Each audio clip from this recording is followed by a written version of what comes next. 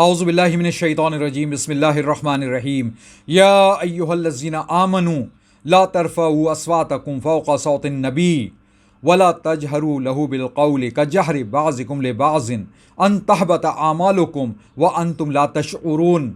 اے ایمان والو، اپنی آواز نبی کریم صلی اللہ علیہ وسلم کی آواز سے بلند نہ کرو اور نہ نبی کریم صلی اللہ علیہ وسلم کے ساتھ اونچی آواز میں بات کیا کرو جس طرح تم آپس میں ایک دوسرے سے کرتے ہو، کہیں ایسا نہ ہو کہ تمہارے سب اعمال تباہ ہو جائیں اور تمہیں خبر تک نہ ہو۔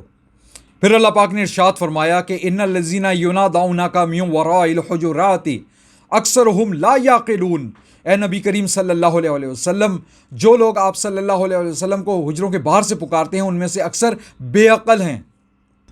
آج کل پی ٹی آئی اور عمران خان پر اس حوالے سے بہت زیادہ تنقید ہو رہی ہے کیونکہ ریاست مدینہ کا نعرہ لگانے والوں نے ہی ریاست مدینہ کا ایک بہت ہی اہم اور بنیادی قانون توڑا ہے اور اس کی کسی بھی طرح سے جسٹیفیکیشن نہیں دی جا سکتی، اور اس کی جتنی بھی مذمت کی جائے وہ کم ہے، کیونکہ بحیثیت مسلمان ہمارے لیے نبی کریم صلی اللہ علیہ وسلم سے زیادہ کوئی بھی شخص اہم نہیں ہو سکتا۔ ہمیں عوام میں یہ شعور بیدار کرنا ہوگا کہ وہ آئندہ اس بڑے جرم سے باز رہیں جس سے ان کے سارے نیک اعمال تباہ ہو سکتے ہیں۔ چنانچہ عمران خان صاحب کو چاہیے کہ جس طرح انہوں نے اقوام عالم کے سامنے اللہ کے رسول صلی اللہ علیہ وسلم کی شان میں گستاخی کرنے والوں کی مذمت کی ہے اور یونائٹڈ نیشن میں جا کر اسلامو فوبیا کا قانون پاس کروایا ہے، اسی طرح ان کو چاہیے کہ وہ اپنے عوام کے سامنے بھی خصوصی طور پر یہ بات رکھیں کہ اپنی سیاسی وابستگیوں کو نبی کریم صلی اللہ علیہ وسلم کی محبت اور عزت و احترام پر فوقیت نہ دیں، کیونکہ اللہ کے رسول صلی اللہ علیہ وسلم سے محبت اور احترام ہمارے ایمان کا بنیادی حصہ ہے۔ عمران خان صاحب نے القدس میں اس ڈے کے موقع پر فلسطین کے مسلمانوں سے یہ اظہار یکجہتی کا ٹویٹ تو کر دیا، بہت اچھا کیا۔ اس کے ساتھ ساتھ خان صاحب، اگر آپ اس عمل کی بھی مذمت کرتے تو شاید آپ کی مقبولیت میں مزید اضافہ ہوتا، واللہ عالم۔ اور اس کے ساتھ ساتھ میں مولانا طارق جمیل صاحب سے بھی گزارش کروں گا کہ وہ بھی امت مسلمہ کو یہ پیغام دیں کہ سیاسی اختلافات اپنی جگہ، مگر ہمارے مذہبی مقدس مقامات کے ساتھ اس قسم کا توہین آمیز رویہ کسی صورت بھی برداشت نہیں کیا جا سکتا۔ ان مقدس مقامات پر صرف اور صرف اللہ پاک کی عبادت اور اللہ پاک کا قرب ہی آپ کا اور ہمارا مین مقصد ہونا چاہیے۔ کیا روضہ رسول صلی اللہ علیہ وآلہ وسلم پر یہ کام صرف پی ٹی آئی والوں نے کیا؟ اگر آپ تھوڑا سا ریسرچ کریں تو آپ کو شاید اندازہ ہو جائے گا کہ حرمین کے علاقے میں اس طرح کے نعرے بازی اس سے پہلے نواز شریف اور 2019 میں عمران خان کے خلاف بھی ہو چکی ہے۔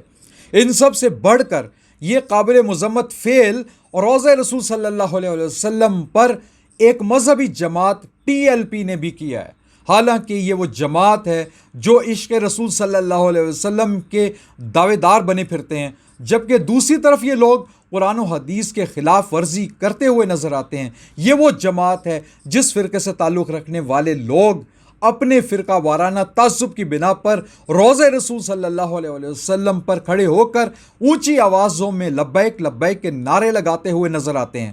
ان کی بھی پرزور مذمت ہونی چاہیے، حالانکہ جب ایک مسلمان روضہ رسول صلی اللہ علیہ وسلم پر پہنچتا ہے تو اس کے ادب و احترام اور ایمانی کیفیت کا لیول ہی سب سے الگ ہوتا ہے اور سب سے بلند ہونا چاہیے، کیونکہ یہ وہ مقام ہے جہاں بندہ مومن اپنے آپ کو بھول جایا کرتا ہے۔ ان مذہبی لیڈروں کو بھی اپنے عوام کو ایجوکیٹ کرنا چاہیے کہ اللہ پاک نے قرآن پاک میں واضح طور پہ ارشاد فرما دیا ہے کہ ان الذین ینادونک من وراء الحجرات اکثرهم لا یعقلون، کہ اے نبی کریم صلی اللہ علیہ وآلہ وسلم، جو لوگ آپ صلی اللہ علیہ وسلم کو حجروں کے باہر سے پکارتے ہیں ان میں سے اکثر بے عقل ہیں۔ مگر ان سب کے باوجود ان لوگوں کو فرقہ صرف یاد رہتا ہے اور دوسرے فرقے سے نفرت ان سے یہ نعرے بازی کروانے پر مجبور کر دیتی ہے۔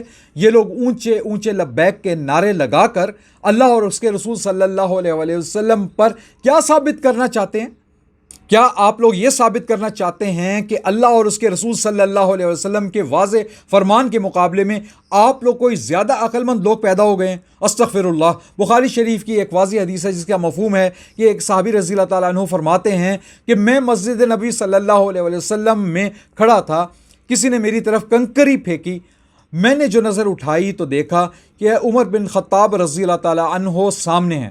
آپ رضی اللہ تعالیٰ عنہ نے فرمایا کہ یہ جو سامنے دو شخص ہیں انہیں میرے پاس بلا کر لاؤ۔ میں بلا لایا۔ آپ رضی اللہ تعالیٰ عنہ نے پوچھا کہ تمہارا تعلق کس قبیلے سے ہے، یا یہ فرمایا کہ تم کہاں رہتے ہو؟ تو انہوں نے بتایا کہ ہم طائف سے کے رہنے والے ہیں۔ تو آپ رضی اللہ تعالیٰ عنہ نے فرمایا کہ اگر تم مدینے کے رہنے والے ہوتے تو میں تمہیں سزا دیے بغیر نہ چھوڑتا۔ رسول اللہ صلی اللہ علیہ وسلم کی مسجد میں اونچی آواز میں بات کرتے ہو۔ صحابہ کرام رضی اللہ تعالیٰ عنہ اجمعین تو وہ ہستیاں تھے، وہ مبارک ہستیاں تھے کہ جن کے سامنے جب یہ آیات نازل ہوئیں تو ان میں سے ایک صحابی رضی اللہ تعالیٰ عنہ ایسے صحابی رضی اللہ تعالیٰ عنہ تھے کہ ان کی نیچرلی کچھ آواز جو تھی وہ بلند تھی، وہ آہستہ سے بھی بولنے کی کوشش کرتے تھے تو وہ بلند آواز نکلتی تھی۔ تو انہوں نے بیچاروں نے احتیاط کرتے ہوئے رسول اللہ صلی اللہ علیہ وسلم کی محفل سے دل بہت زیادہ اپنے دل پہ پتھر رکھ کے اپنے گھر تشریف فرما ہو گئے کہ اگر میں محفل میں جاؤں گا تو میں بولوں گا تو میری آواز جو ہے بلند نہ ہو جائے اور نبی کریم صلی اللہ علیہ وسلم کی شان میں میری یہ گستاخی نہ ہو جائے۔ تو اس ڈر کے مارے وہ گھر میں رہنا شروع ہو گئے اور گھر میں رویا کرتے تھے۔ پھر کہیں جا کے نبی کریم صلی اللہ علیہ وسلم کو ان کی حالت زار کا پتہ چلا تو آپ صلی اللہ علیہ وسلم نے ان کو بلایا اور ارشاد فرمایا کہ یہ آپ کی تو یہ نیچرلی یہ آواز ایسی ہے، آپ کے لیے بات نہیں ہے، یہ ان لوگوں کے لیے جو لوگ جان دے بوجھتے ہوئے اونچی آواز میں بولا کرتے ہیں۔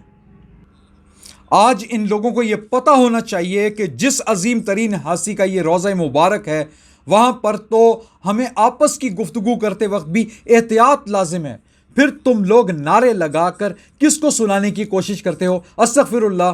تمام مسلمانوں کو چاہیے کہ اپنی سیاست اور فرقہ واریت کو ان مقدس مقامات سے دور رکھیں۔